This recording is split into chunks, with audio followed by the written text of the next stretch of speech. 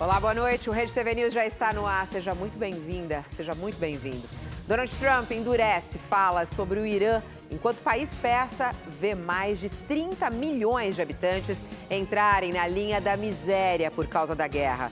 No meio de tudo isso, Líbano e Israel, que também estão envolvidos no conflito no Oriente Médio, se reúnem em Washington para tentarem um acordo de paz.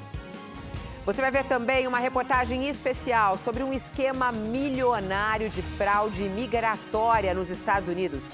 E o pior, a quadrilha era formada por brasileiros. O crime movimentou mais de 20 milhões de dólares. No Brasil, os Correios apresentam um relatório preocupante sobre 2025. 8 bilhões e 500 milhões de reais em prejuízo. Mais de 75% da dívida são de despesas judiciais e com precatórios. Outro motivo é o aumento da rede de distribuição própria de empresas de comércio digital, que afeta o serviço de entrega dos Correios. E a Justiça Federal em São Paulo decreta a prisão preventiva dos MCs Rian e Pose do Rodo, além de outros investigados nesse esquema bilionário de lavagem de dinheiro. Todos eles já estão presos, mas estavam prestes a deixar a cadeia. E a gente começa justamente o Rede TV News de hoje com informações diretamente do Rio de Janeiro sobre este caso. Tony Vedramini já está conosco ao vivo. Olá, Tony, boa noite. Boa noite, Fabiola. Boa noite a todos que nos acompanham. Pois é, o pedido de prisão preventiva foi feito depois do Superior Tribunal de Justiça conceder o habeas corpus ao MC Rian, ao MC Pose do Rodo e outros influenciadores presos no último dia 15 na Operação Narcofluxo. Ontem o STJ determinou que eles fossem liberados, mas a análise das provas colhidas levou a Polícia Federal a considerar que já havia elementos suficientes para pedir a conversão da prisão temporária em prisão preventiva. A Polícia Federal também apontou que havia risco de continuidade das atividades criminosas e de interferência nas investigações de provas e comunicação entre os investigados. Segundo a polícia, eles participavam de um esquema de lavagem de dinheiro que contava com artistas e influenciadores associados a tráfico de drogas, jogos de azar e rifas online. A investigação aponta que o grupo pode ter movimentado mais de 1 bilhão e 600 milhões de reais. Fabiola. Em Itanhaém, litoral sul de São Paulo, a polícia prendeu o homem suspeito de matar a pauladas Viviane de Jesus Bonfim, de 37 anos. O crime foi no último dia 16. Uma câmera de segurança flagrou o momento em que Bruno Prado desfere 8 golpes com um taco de beisebol contra a mulher na porta da casa onde ela morava. 3 pessoas que assistiam à cena não prestaram socorro à vítima. Depois, o agressor deixou o local calmamente de bicicleta. Segundo testemunhas, Viviane e o suspeito eram conhecidos e haviam tido uma discussão momentos antes do crime. O cão de Viviane teria mordido o cachorro do criminoso, que, segundo a polícia, teria motivado o assassinato. Ele vai ser indiciado por homicídio doloso quando há intenção de matar, e os vizinhos vão responder por omissão de socorro à vítima, que morreu no local. Em Londrina, no Paraná, a Polícia Civil fez uma operação contra rachas nas principais vias públicas da cidade. Os infratores gravavam as exibições e postavam na internet. As imagens serviam para identificar os motoristas. 13 deles foram identificados e tiveram as habilitações cassadas. Por determinação da Justiça, foram cumpridos mandados de busca e apreensão. Nos endereços dos suspeitos, os agentes encontraram os carros com motores e acessórios modificados. Além dos veículos, foram apreendidos celulares, eletrônicos e rádios comunicadores usados para coordenar as disputas e monitorar a presença da polícia. O homem suspeito de provocar a queda da namorada do 13º andar de um prédio no Rio de Janeiro tinha 20 passagens pela polícia e uma condenação. Ele chegou a ser preso por mais esse crime, mas acabou cometendo um suicídio na cela da delegacia. O corpo da modelo Ana Luísa Mateus, de 29 anos, foi liberado e seguiu para Teixeira de Freitas, na Bahia. Já o corpo do namorado, Andrew Lincoln Ferreira da Cunha, até o final da tarde ainda estava no IML, à espera do reconhecimento por familiares que viajavam do Mato Grosso do Sul. Andrew foi encontrado morto na cela da Delegacia de Homicídios depois de ser preso por suspeita do feminicídio de Ana Luísa. A jovem morreu ao cair do 13º andar de um prédio na Barra, zona sudoeste do Rio. Pouco antes, o casal havia discutido. Ele desce, sai do condomínio extremamente alterado, bebe, toma remédios, vícios e por aí vai. Quando ele retorna, de novo vem uma discussão acirrada e acalorada, onde vizinhos começam a ligar para a portaria. E nisso que eles vão tentar se articular, vem a queda. Ao ser preso, Andrew chegou a apresentar o documento do irmão. Ele também admitiu que não aceitava a decisão de Ana Luísa de terminar o namoro de 3 meses. O jovem tinha 20 anotações criminais e uma condenação. Além de passagens por injúria e ameaça em casos de violência doméstica, Andrew tinha anotações por estelionato, falsificação de documento público e lesão corporal. Também foi condenado a 3 anos de prisão em regime aberto pelo atropelamento de um policial civil após se envolver em uma confusão em 2011. Ele não tinha carteira de motorista e chegou a ser baleado pelo agente. Andrew também foi ferido com um tiro disparado pelo próprio pai em 2019, por causa de uma dívida. Ele pedia R$2 milhões. A defesa do pai alegava que o jovem havia pedido R$200 mil para cursar medicina no Paraguai. Há 3 meses, Andrew e Ana Luísa começaram a namorar, mas a relação era marcada por brigas motivadas pelos ciúmes que ele sentia da modelo. Após um novo desentendimento, funcionários do prédio orientaram a jovem a deixar o local caso o namorado voltasse. Ana Luísa passou 1 ano no Rio de Janeiro em busca de oportunidades profissionais. Ela disputaria uma seletiva que vai escolher a representante do Brasil para um concurso de Miss no Vietnã. Depois da discussão com Andrew, a jovem chegou a comprar uma passagem de volta para a Bahia, marcada para a madrugada passada. E agora a gente vai para Brasília para saber as últimas notícias relacionadas ao Banco de Brasília, porque a Justiça do Distrito Federal voltou a suspender os trechos de uma lei que visava socorrer o Banco de Brasília. E a medida alerta sobre possíveis impactos nos serviços públicos. A Isabela Macedo está conosco ao vivo e tem informações a respeito disso. Olá, Isabela, boa noite. Boa noite, Fabiola. Boa noite a todos. Olha, isso na prática significa que o governo aqui do Distrito Federal não pode, pelo menos por enquanto, transferir os bens para o BRB. Essa lei permitia que o governo entregasse os imóveis para reforçar o caixa do Banco de Brasília. O desembargador Rômulo de Araújo Mendes atendeu um pedido, então, do Ministério Público aqui do Distrito Federal e nessa decisão ele afirmou que o uso desses bens sem regras mais claras poderia prejudicar a prestação de serviços públicos. Nessa decisão, o desembargador também disse que esse tipo de operação exige regras mais claras e também mais garantias e por isso essa parte mais polêmica da lei, então, continua bloqueada na Justiça e o caso segue sem a previsão de uma decisão final, Fabiola. Muito obrigada, Isabela. Os Correios fecharam 2025 com um prejuízo de 8 bilhões e 500 milhões de reais. A empresa apresenta resultados negativos consecutivos desde o fim de 2022. De acordo com o balanço, 6 bilhões e 400 milhões de reais do déficit total são de despesas com precatórios e provisões judiciais. Outro fator foi a queda de 11% na receita bruta, influenciada pela redução de 65% no volume de encomendas internacionais transportadas. Segundo os Correios, essa mudança no fluxo foi provocada por novas regras de tributação sobre importações, a taxa das blusinhas. A estatal também afirma que as empresas de comércio digital aumentaram as redes de distribuição próprias, o que diminuiu a procura pelo serviço de entrega. No fim do ano passado, os Correios anunciaram um plano de recuperação, mas os primeiros resultados ficaram abaixo do esperado. Uma das estratégias dos Correios para tentar frear o déficit foi o plano de demissão voluntária, lançado em janeiro de 2026.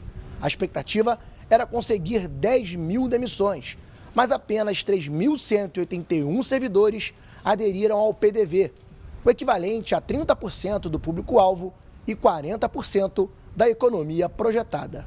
Mas a gente sabia que lançar um PDV e ter 10 mil adesões de cara é desafiador.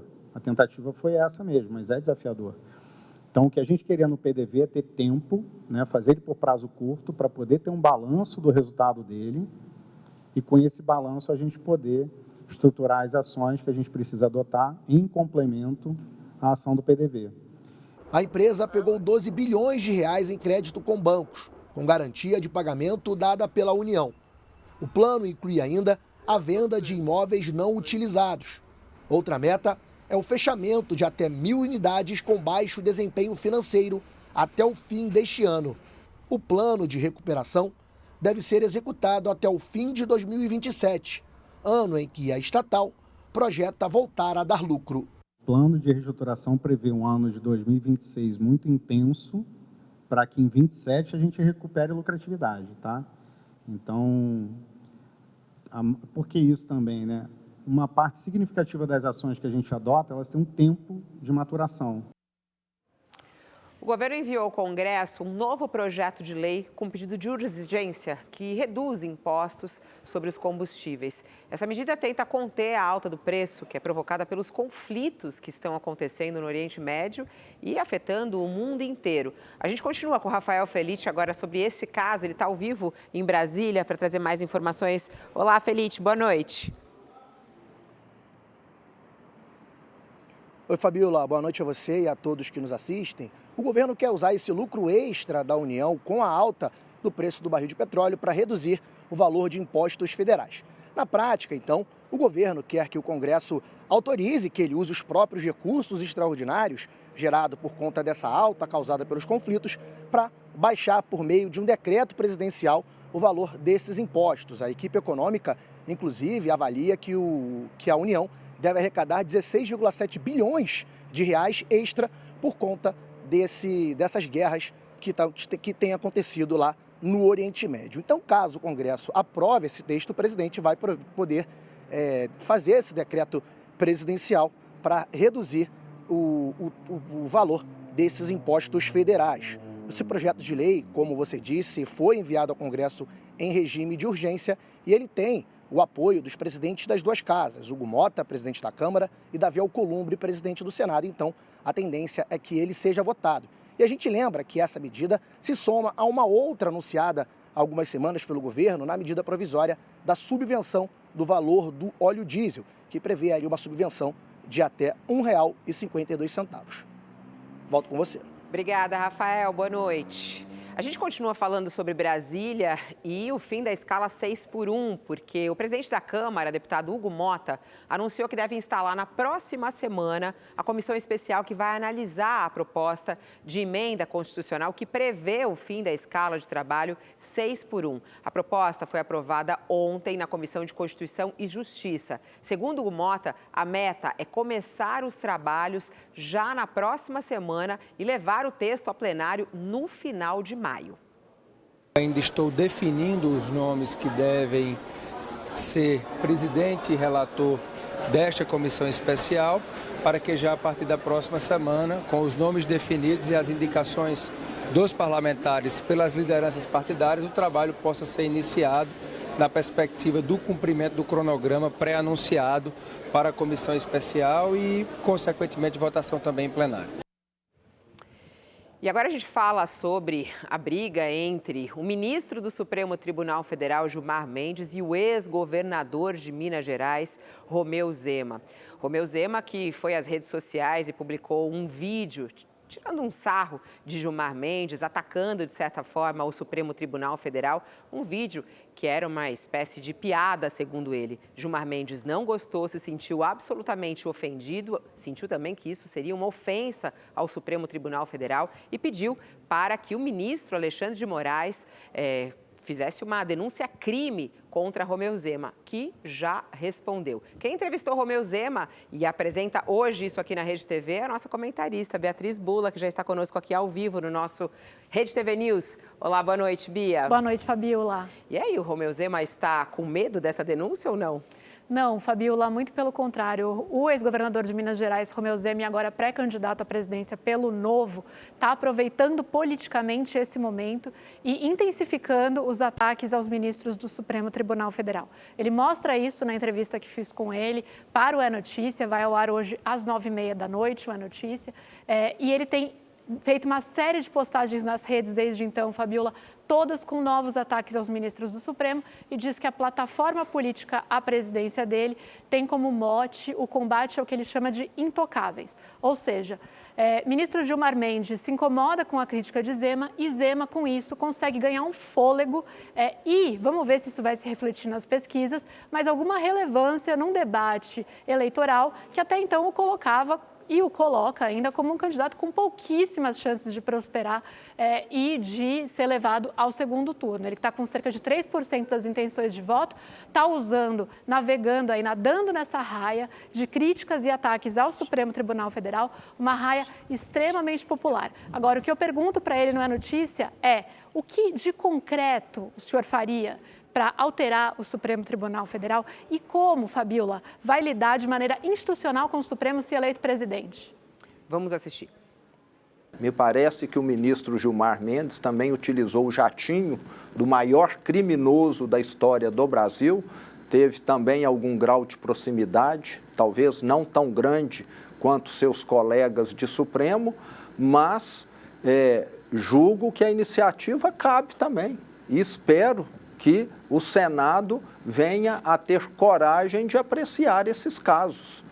Nós estamos vendo um Supremo onde temos muitos ministros que têm um bom histórico, está tendo o nome do todo manchado por causa de algumas frutas podres. Algumas, é lógico, muito mais podres do que outras. É hoje, às 9h30 da noite, É Notícia com Romeu Zema. Entrevista quente, ele fala sobre vários assuntos. A gente te espera, então. Esperamos sim, às 9h30. O governador do estado de São Paulo e a prefeitura de São Paulo anunciaram hoje o projeto Boulevard São João, que também ficou conhecido como a Times Square paulistana, uma das iniciativas para revitalizar o centro de São Paulo. O projeto prevê a instalação de telões de LED no cruzamento das avenidas São João e Ipiranga e eventos aos finais de semana. E é esse resgate que a gente quer promover.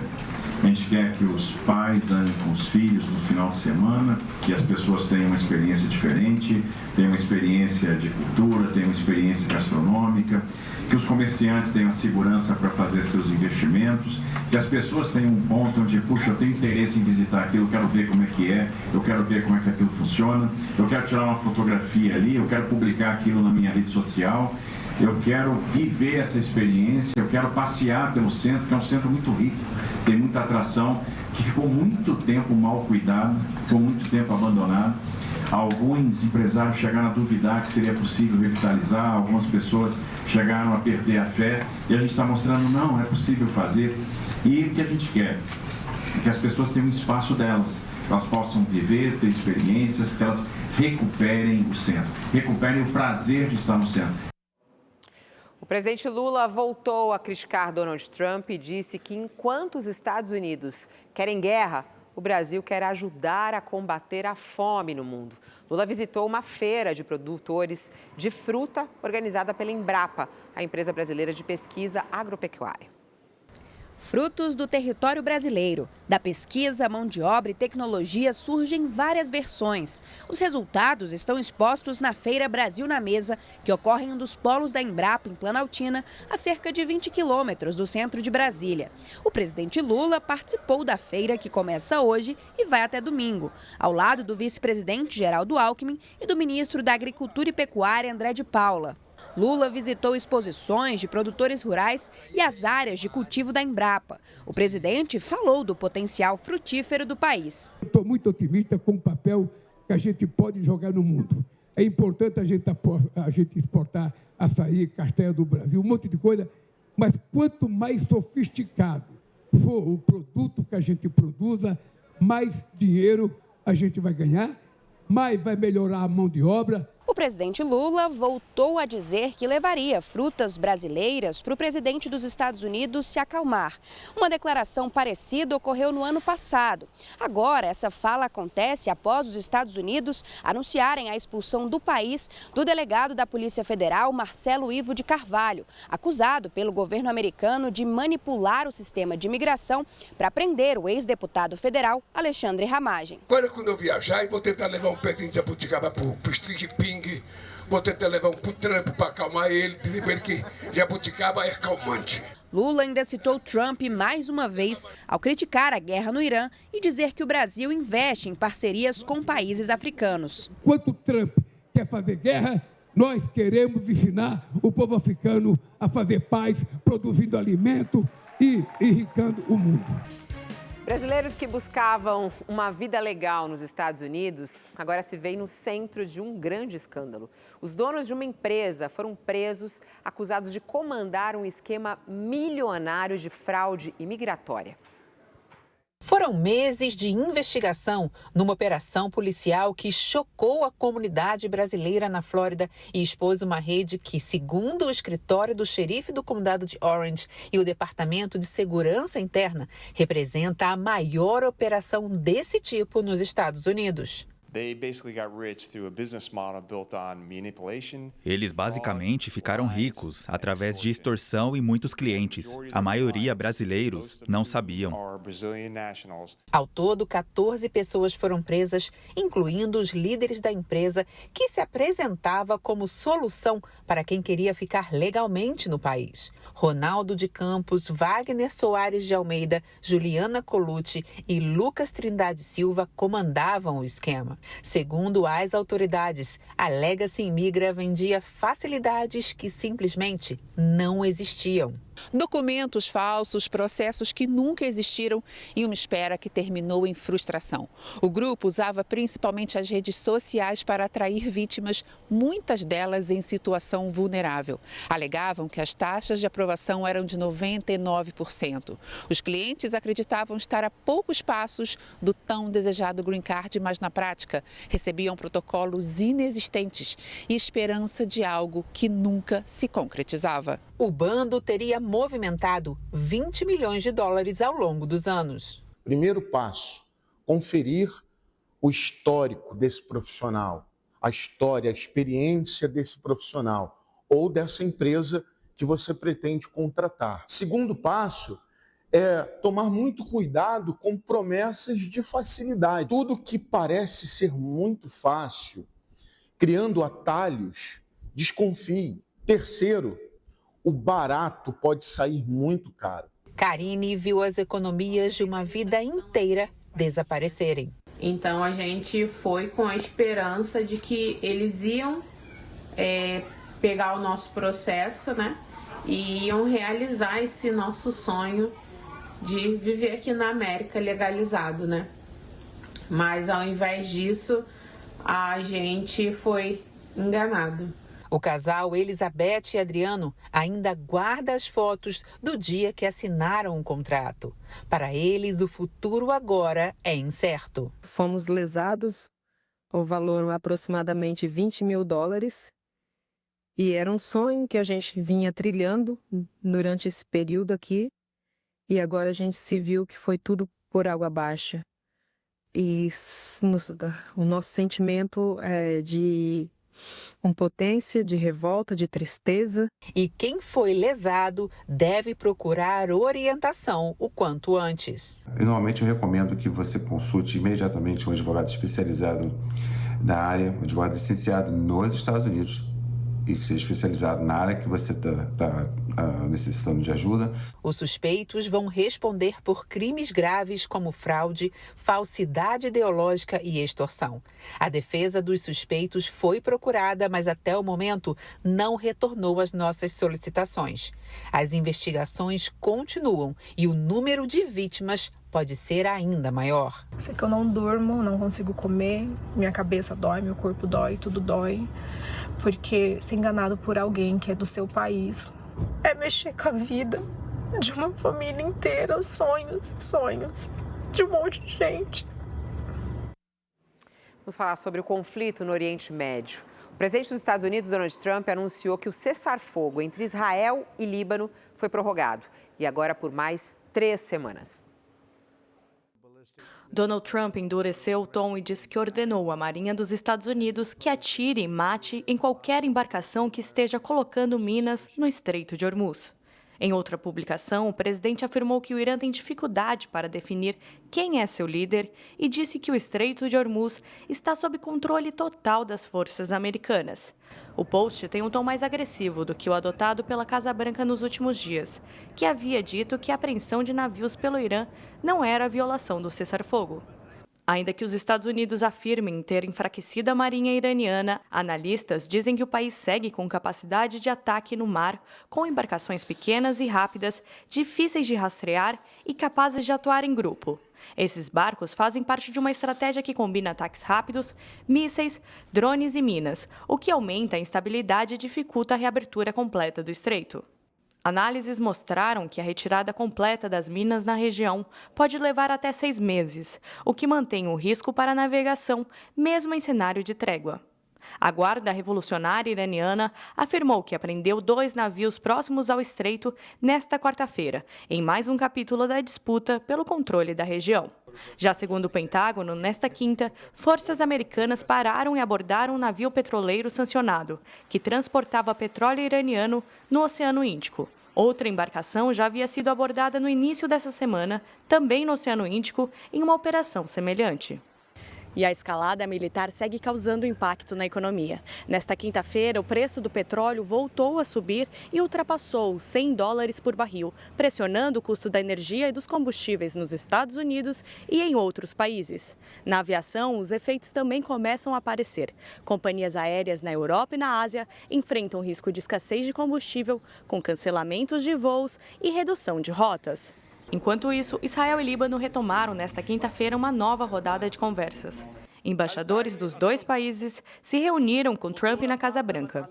Mas mesmo com as negociações, os ataques não pararam. Forças israelenses atingiram o sul do Líbano, deixando mortos e feridos, enquanto o Hezbollah disse ter respondido com novos ataques. Além da guerra, Trump também enfrenta crises internas. O secretário da Marinha, John Phelan, deixou o cargo em meio ao conflito no Oriente Médio. Phelan foi um dos principais doadores da campanha de Trump e nunca havia servido nas Forças Armadas. Ele sai pouco depois da demissão do general Randy George, um dos principais nomes do exército americano. Nos bastidores, a saída foi associada a meses de atritos com o secretário de guerra, Pete Hegseth, em meio a disputas dentro do Pentágono. Outra polêmica envolve o diretor do FBI, Kash Patel, que foi acusado de comportamento inadequado e de possível abuso de álcool, em uma reportagem com relatos de funcionários e autoridades. Patel negou as acusações e disse que vai processar a revista responsável pela publicação, em mais um episódio de tensão dentro do governo Trump. A guerra dos Estados Unidos e Israel contra o Irã destruiu o país persa. Está empurrando de volta à pobreza mais de 30 milhões de pessoas em todo o mundo. Escassez de energia e combustíveis mais caros, fertilizantes em falta. O resultado, uma escalada no custo de vida, por exemplo, nos preços dos alimentos. São quase 2 meses de bloqueio ao Estreito de Hormuz, por onde passa 1/3 da demanda global de fertilizantes e 20% do petróleo. O chefe da Agência da ONU para o Desenvolvimento, Alexander De Croo, alerta que os efeitos negativos ainda serão sentidos mesmo que a guerra termine agora e que a insegurança alimentar vai atingir o pico em breve em decorrência deste cenário. A guerra é o desenvolvimento ao contrário, é o retrocesso. Em todo o mundo se perderá entre metade e 0,8% do PIB. O que isso significa para os países mais vulneráveis que tinham saído da pobreza nas últimas décadas? Significa que 32 milhões de pessoas estão sendo empurradas de volta para a miséria. No próprio Irã, a situação é catastrófica. Segundo o governo, 2 milhões de pessoas perderam o emprego por conta da guerra em diferentes setores, das indústrias ao comércio. A inflação no país disparou. Fontes da imprensa persa afirmam que o Banco Central iraniano alertou as autoridades que reconstruir a economia do país após o conflito pode levar 12 anos. Este analista político iraniano, baseado no Reino Unido, ressalta que a população teme pelo futuro. Aos iranianos foram prometido um futuro melhor, mas, em vez disso, receberam ameaças de destruição da infraestrutura e de serem empurrados de volta à Idade da Pedra. Economicamente, muitas pessoas estão em pânico total, não conseguem trabalhar desde janeiro. A destruição no país é massiva, incluindo fábricas, usinas de energia, pontes, ferrovias, aeroportos, residências e hospitais. Israel e os Estados Unidos lançaram mais de 20 mil bombas sobre o Irã.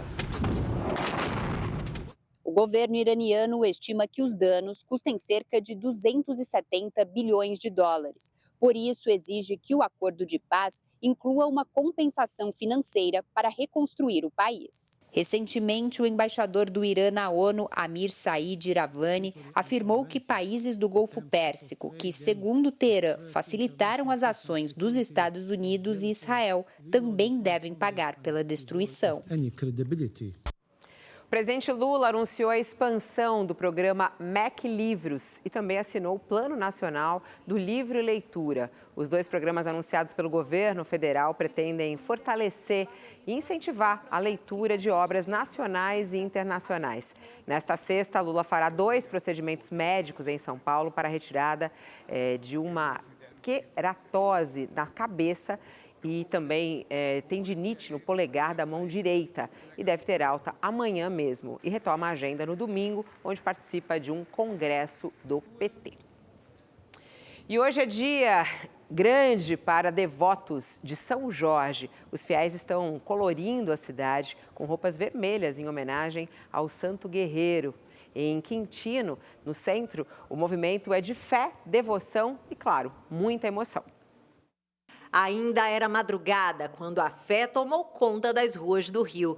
Em Quintino, na Zona Norte, milhares de devotos passaram a noite em vigília, em um dos momentos mais esperados do ano pelos fiéis, para celebrar o Dia de São Jorge.